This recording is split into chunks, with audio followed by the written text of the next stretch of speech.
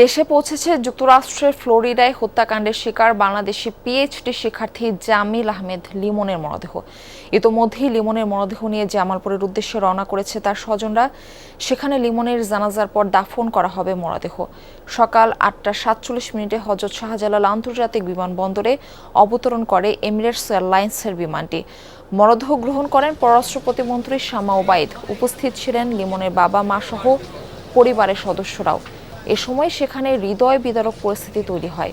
কান্নায় ভেঙে পড়েন স্বজনরা। পররাষ্ট্র প্রতিমন্ত্রী বলেন, যুক্তরাষ্ট্র সরকারের কাছে লিমনের হত্যার ন্যায় বিচার প্রত্যাশা করেছে লিমনের স্বজনরা।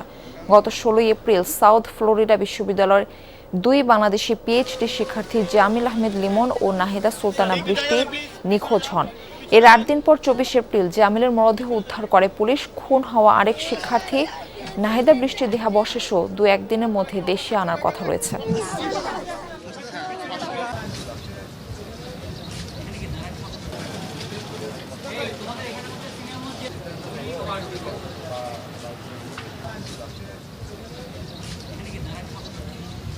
সবচেয়ে বড় বিষয় হচ্ছে পড়াশোনা করতে গিয়ে আমার ছেলেকে এইভাবে যে মরতে হবে জানি না, উপরওয়ালা জানে কি কষ্ট দিছে। এটাই আমার কাছে কষ্ট যে আমার ছেলে। না, এখন ওরকম কোনো হিন্টস পাওয়া যায়নি। আর ফ্যামিলির সাথেও রুমমেটের ব্যাপারে কোনো কিছু শেয়ার করেনি কখনো। অবশ্যই ন্যায় বিচার দাবি করি বাংলাদেশ সরকার তথা আমেরিকান সরকারের কাছে। আমরা অবশ্যই ন্যায় বিচার দাবি করি।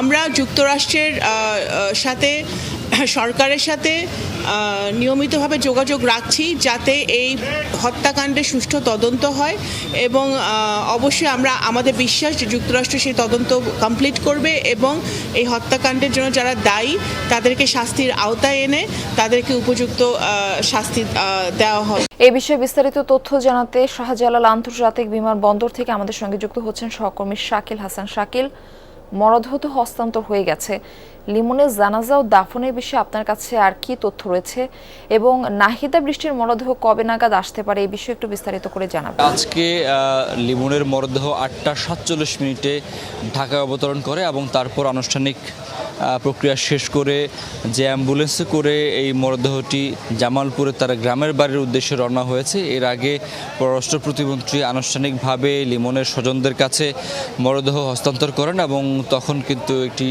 শোকাবহ পরিবেশ তৈরি হয়। লিমনের বাবা মা এবং তার অন্যান্য স্বজনদের কান্নায় ভারী হয়ে ওঠে এই এয়ারপোর্টের আকাশ এবং এই সময় মুষলধারে বৃষ্টিও হচ্ছিল। এর মধ্যেই লিমনের পরিবারের সঙ্গে আমরা কথা বলার চেষ্টা করেছি। তারা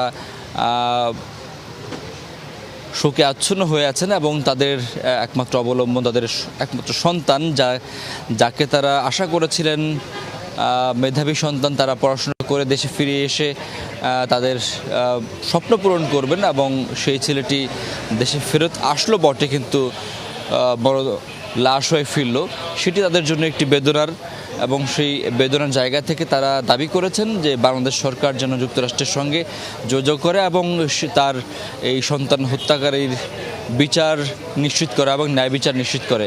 পাশাপাশি আমরা কথা বলেছি পররাষ্ট্র প্রতিমন্ত্রী শামা ওবায়দ তার সঙ্গেও এবং তিনি আমাদেরকে জানিয়েছেন বাংলাদেশ সরকার যুক্তরাষ্ট্র সরকারের সঙ্গে নিবিড় যোগাযোগ রাখছে এবং সেই যোগাযোগের মাধ্যমে তারা এই দাবিটি জানিয়েছে সরকারের যুক্তরাষ্ট্রের কাছে যে লিমন এবং বৃষ্টি হত্যাকাণ্ডের সঙ্গে যে অভিযুক্তকে এরই মধ্যে গ্রেফতার করা হয়েছে তার জন্য ন্যায় বিচার নিশ্চিত করা হয় এবং এই বিষয়ে লিমনের পরিবারের দেখভাল করা সহ অন্যান্য ক্ষতিপূরণের বিষয়টা যেন নিশ্চিত করা হয় সেটি তারা যোগাযোগ করছে যুক্তরাষ্ট্র সরকারের সঙ্গে। পাশাপাশি বৃষ্টির মরদেহ কিন্তু আজকে পৌঁছায়নি, সেখানে যুক্তরাষ্ট্রে সেটি উদ্ধার হয়েছে এবং সেখানে তার জানাজা হবে।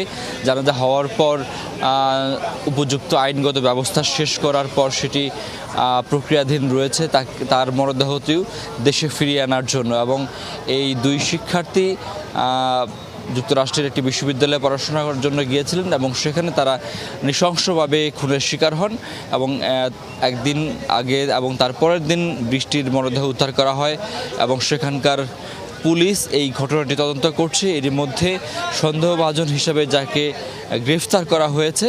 তিনি লিমনের একজন রুমমেট ছিলেন এবং সেটি এখন পর্যন্ত তদন্তাধীন রয়েছে। তবে বাংলাদেশের সরকার এবং তার পরিবারের সদস্যরা কিন্তু এই বিষয়টি দাবি তুলেছেন যে এই ঘটনার এই নৃশংস হত্যাকাণ্ডের জন্য ন্যায় বিচার নিশ্চিত করা হয়। মারফি।